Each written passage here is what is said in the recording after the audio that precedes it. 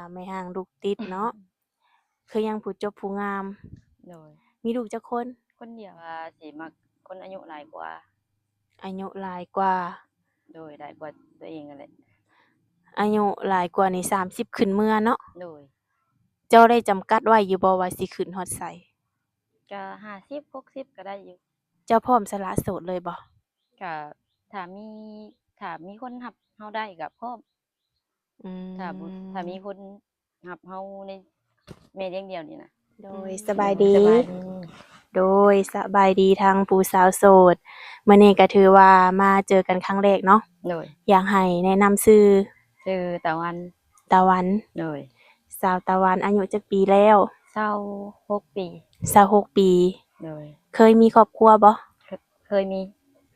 เคยมีครอบครัวมาแล้วเนาะ มีลูกนำกันบ่ โดย ลูกติด โดย สาวไม่ห่างลูกติดเนาะ คือยังผู้จบผู้งาม โดย มีลูกจักคน คนเดียว ผู้หญิงผู้ชาย ผู้ชาย โอ้ปัจจุบันนี้เพิ่นอายุจักปีแล้ว 3 ปี3 ปีปลาย อืม แต่ว่าบ่แยกกันอยู่กับพ่อของลูกนะ บ่ได้อยู่นำกันเนี่ย เพราะว่าเพิ่นเป็นคนไทยเด้ โอ้ เคยมีสามีเป็นคนไทย โดย โอ้ แบบได้จดทะเบียนแต่งงานกันข้างในบ่ แต่ว่าได้มาเฮ็ดตามฮิตของประเพณีอยู่บ้านเฮา โอ้ เลิกลากันขาดคักแล้วบ่ โดย อืม แล้วเจ้าเป็นโสดมาได้จักปีซะ ก็โดนเติบ2 ปีนะ เป็นโสดมา2 ปีปลายแล้วบ่ โดย โอ้ คือว่าเจ้าก็เป็นผู้จบผู้งาม คือว่ายังโสดอยู่ บ่ค่อยออกไปลิ้นไปเที่ยว บ่มักไปลิ้นปานใด บ่มักไปสุมสิงนะ โดย ก็มีอยู่บ่คนที่แบบว่าเข้ามาหาเจ้านี่ ก็มีอยู่แต่บ่มักคนอายุส่ำกันน่ะนะ แต่ว่าสิมักคนอายุหลายกว่า อายุหลายกว่า โดยหลายกว่าตัวเองนั่นแหละ อายุหลายกว่านี่30ขึ้นเมือเนาะ โดย เจ้าได้จำกัดไว้อยู่บ่ว่าสิขึ้นฮอดไส ก็50 60ก็ได้อยู่ เจ้าบ่ติเพิ่นบ่60นี่ บ่ คุยได้เนาะ โดย ในอนาคตได้เอาเฮ็ดเพิ่นแบบเอาเฮ็ดสามีได้บ่ ก็ได้ถ้าไปกันได้ ว่าคนมีอายุหลายกว่าก็เจ้าสิมีเหตุผล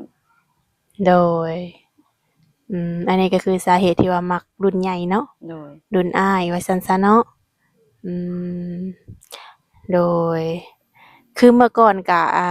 เจ้าไปอยู่นำสามีบ่ โดยไปเฮ็ดงานอยู่ไทย อืม ก็เลยได้พอกับพ่อของลูกนั่นแหละ มีแต่ว่าเพิ่นมาฮ้องมาขอตามฮิตของประเพณีเนาะ โดย แต่ว่าตอนนี้แบบเพิ่นก็แบบถ้าว่าเพิ่นเห็นเจ้าเพิ่นฮู้ว่าเจ้าออกมาเปิดใจสิบ่มีการหึงหวงบ่ บ่เพราะว่าได้ตัดขาดกันคักแล้ว แบบคือทางลูกเจ้าแบบนี้เพิ่นก็ได้ส่งได้เยินอยู่บ่ บ่ได้ส่งเลย มีแต่ทางน้องพ่อแม่เนี่ยเลี้ยงเองเบิด โอ้ บ่ได้ส่งแต่โดนแล้ว เป็นแม่เลี้ยงเดี่ยวเนาะ โดย เลี้ยงลูกคนเดียว โดย เป็นอะไรแบบว่าก่อนสิออกมาเปิดใจนี่นะมีผู้แนะนำหรือว่าอยากมาเปิดใจเอง ก็ติดตาม เป็น FC โอ้ แบบเห็นหมู่คู่เพิ่นเปิดเนาะ แม่น เพิ่นเลยคู่ได้คิงเลยอยากเปิดนำ แม่น ก็คือว่าได้ผลอยู่ โดย เปิดใจก็คือแบบรอบนี้ครั้งแรกเนาะ โดย เจ้าพร้อมสละโสดเลยบ่ ก็ถ้ามีคนรับเฮาได้ก็พร้อม ถ้ามีคนรับเฮาในแม่เลี้ยงเดี่ยวนี่นะ ถ้าว่าเพิ่นบ่ติเนาะ โดย โอ้ ในการโอลมผู้บ่าวเจ้าอยากใช้เวลากับเพิ่นนี่ล้นปานใด ก็แล้วแต่ เพราะว่าถ้ามีเวียกก็บอกแบบนี้นะเข้าใจกัน โดย ก็บ่ถึงขั้นว่าถึง 2-3 ชั่วโมงบ่ถ้ามีเวียกก็บอกเพิ่น อืเดี๋ยวแต่เวลาเฮาว่างเนาะ แม่นแม่นแม่น อืมแล้วต้องใช้เวลาโหลนบ่ก่อนเจ้าแบบสิตัดสินใจเอากับเพิ่นนี่นะ ก็ต้องเบิ่งกันไปก่อน จักเดือนจักปี ก็อันนี้ก็ให้คำตอบบ่ได้คือกัน อื แต่ต้องเบิ่งกัน ม ไปเรื่อยๆถ้าว่ามี โดย อืม ขึ้นอยู่กับคนที่สิเข้ามาเนาะ โดยเพราะว่าน้องก็เคยผิดหวังมาแล้ว อืม ก็เลยยังย้านอยู่ โดยยังย้านเจอแบบเก่า แม่น โอ้ โดย ผู้ชายแบบใดที่เจ้าสิเอาเข้ามาในชีวิตนี่ ๆก็ถ้าเลือกได้ก็ดี โด แต่ก็ ย ให้เกียรติเฮา อืม ไปไสมาไสก็บอก โดย พอห่างพอหมายคือกันก็ได้บ่ ได้บ่ติ อืม ผู้ชายที่เพิ่นกินเหล้ากินเบียร์สูบยานี่เจ้ามักบ่ แต่ว่าถ้าเลี้ยงได้ก็บ่มักเด้เนาะ อืม แต่คุมื้อนี้มันก็ส่วนใหญ่ก็มีแต่สูบยาก็มีกินเหล้ากินเบียร์ก็มีก็เฮาเลี้ยงบ่ได้แหละเฮาเลือกบ่ได้ว่าซั่นซะ โดย กินได้อยู่บางครั้งบางคราวเนาะว่า โด ซั่น ย ซะเนาะ อืม เพราะว่าเดี๋ยวนี้ก็ไปตามสังคมเนาะ แม่น โดย ก็ถือว่าเรื่องนี้ก็อนุโลมให้เนาะ โดย ก็ยังมีสิทธิ์เข้ามาโอลมกับเจ้าอยู่เนาะ โดย อืม แล้วอยากจะถามว่าแบบถ้าว่าเจ้าเปิดใจออกไปแล้วก็ต้องมีแบบคนที่แบบเพิ่นสิเข้ามาโอ้มาลมกับเจ้าเนาะ เจ้าว่างตลอดบ่? ก็ว่างอยู่ถ้าบ่ว่างก็ทักบอกได้บ่ อืม เพราะว่าตอนนี้น้องก็เฮ็ดเวียกอยู่นี่ เฮ็ดเวียก โดย เจ้าเฮ็ดเวียกอยู่ไส? โรงงานยาสูบ โอ้ แล้วมื้อนี้หยุดบ่? แม่น โอ้ ไปเฮ็ดอยู่หั้นได้โดนแล้วบ่? ก็ได้เดือนหนึ่ง2 เดือน เพราะว่ามันเขาเจ้าเฮ็ด2กะ มีกะกลางเว้นกลางคืน โอ้ แล้วเจ้าถือกะกลางหยัง? กะกลางคืนนี่ กะกลางคืน โดย อืม อือ ๆ ๆ โดย ไปเฮ็ดเวียกอยู่หั้นนี่เป็นแนวใดแบบเงินเดือนนี่โอเคอยู่บ่? ก็บ่ถามว่าโอเคบ่ก็มันบ่พอใช้ในครอบครัว อืม ค่าใช้จ่ายเฮาก็หลาย อืม โดย ก็ถือว่าไปหาเงินมาเลี้ยงลูกเนาะ แม่น โอ้ ลูกก็สิเข้าโรงเรียนแหละ อืม ใกล้แล้วเด้เนาะ โดย คือเจ้าเฮ็ดเวียกแบบนี้น่ะ เวลาโอลมผู้บ่าวเจ้านี่จะเป็นช่วงใด? จะเป็นถ้าเป็นกะกลางคืนก็ต้องเป็นกลางเว้นนี่ร่มนำได้อยู่ อืม เพราะว่ากลางคืนเนี่ยน้องเฮ็ดเวียกเด้ อืม เลิก 11 โมงกลางคืน 11 โมงครึ่ง โอ้ เพิ่นมีรถรับส่งบ่? บ่ไปเอง โอ้ แบบขามาเด้เจ้าบ่ย้านบ่? มีหมู่หลายคนในบ้านเฮ็ดนำกัน โอ้ ดีแต่มีหมู่เนาะ โดย อืม ๆ ๆ โดย เว้าถึงเกี่ยวกับหนุ่มๆเนาะ คือเจ้าก็เป็นผู้จบผู้งาม คนที่สิเข้ามาหาเจ้านี่ต้องเอาคนหล่อบ่? ก็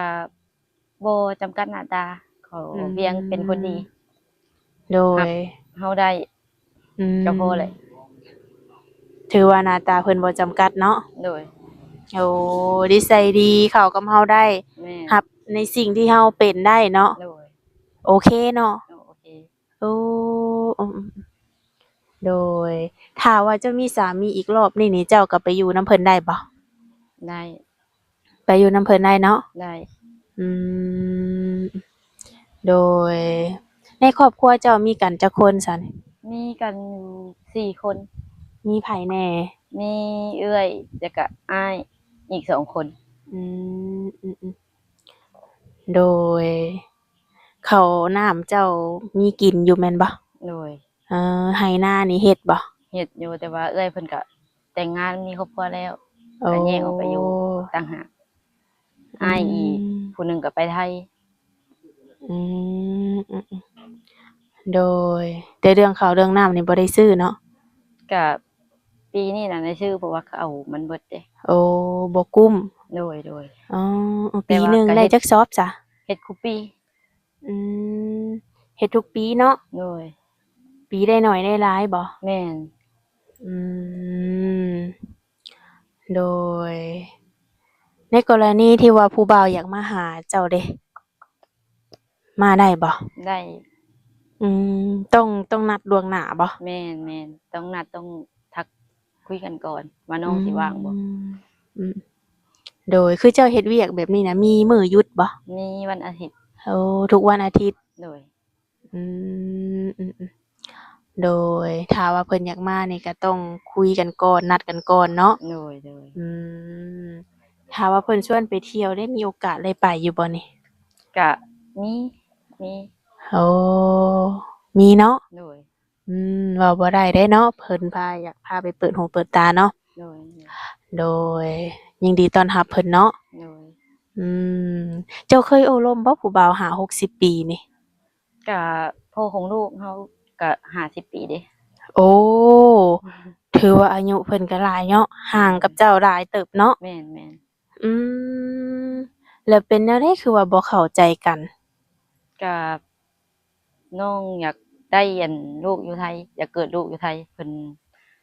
บอกว่ามันยากหลายอย่าง โอ้ ก็เลยให้น้องมาเกิดลูกอยู่บ้านก็เลยตั้งแต่หั้นก็บ่ได้ค่อยคุยกันเลยกับ นั่นแหละ อยู่ไกลกัน อือันนี้แบบว่าสาเหตุที่ว่าเลิกลากันเนาะ โดย โอ้ตัดสินใจแยกย้ายกันไป คือเหตุผลบ่เข้าใจกันเนาะอืม ว่าง่ายๆก็เพิ่นให้น้องมาเกิดลูกอยู่บ้าน โอ้แต่ว่าบ่ได้ติดต่อหากันบ่ ก็ช่วงแรกๆก็ติดต่อพอดนๆไปก็บ่ค่อยๆเงียบค่อยหายไป โอ้แบบเพิ่นก็บ่ได้โทรตามบ่แบบเจ้าเป็นหยังคือเงียบ บ่ อืมโอ้ถือว่าสามีเก่าเจ้านี่ก็อายุหลายอยู่เนาะ โดย เพราะฉะนั้นคนที่สิเข้ามา50 60นี่ยังมีสิทธิ์เนาะ โดย อาโดยทุกคนเลยถ้าว่าในกรณีที่แบบว่า60นิดๆ64 65แบบนี้นะได้บ่ ได้อยู่ เอได้แท้เนาะ โดย อาโดยถ้าว่าเพิ่นนี่อยากโทรมาวิดีโอคอลอยากเห็นหน้าเห็นตาเจ้านี่สะดวกบ่ สะดวกอยู่ ได้อยู่เนาะ โดย บางคนเพิ่นก็อยากเบิ่งเนาะ โดย อยากเบิ่งหน้าตาเป็นแนวใดเฮาสิเจ้าสิรับเพิ่นได้บ่เพิ่นสิรับเจ้าได้บ่เนาะ โดย อืมโดยแล้วเจ้าบ่อยากคิดแบบว่าอยากไปไทยอีกบ่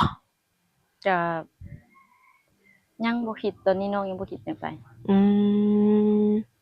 ถ้าว่ามีแฟนบ่แน่เนาะ โดย โดยแต่ว่าตอนนี้นี่ยังบ่ทันคิดอยากไปเทื่อ โดย อืมคือทางลูกเจ้านี่เข้าโรงเรียนปีแรกบ่ปีนี้ แม่น อาเพราะว่าเพิ่นก็ได้3ปีปลายบ่ โดย อืมอะจั่งใดค่าค่าเทอมลูกอีกเนาะ โดย อุปกรณ์ในการทำเรียน แม่น มีครบเบิดแล้วบ่ ยังตอนนี้ยังบ่มี อืมต้องใช้งบประมาณหลายเติบบ่ ก็หลายอยู่เด้ เออเพราะว่าทุกมื้อนี้เครื่องของมันก็แพงเนาะ โดย อืมในความรู้สึกเจ้าแบบเลี้ยงลูกคนเดียวแบบนี้นะความรู้สึกเจ้าเป็นแนวใด ก็เมื่อยอยู่บางเทื่อก็ท้ออยู่ แต่ก็สู้ อืมมีความรู้สึกท้ออยู่เนาะ แม่น อืม ก็เพิ่นเกิดมาแล้วก็เฮ็ดได้ก็เลี้ยง เนาะ กับพ่อกับแม่น่ะ ดีแต่ว่าพ่อแม่เลี้ยงช่วยเนาะ แม่น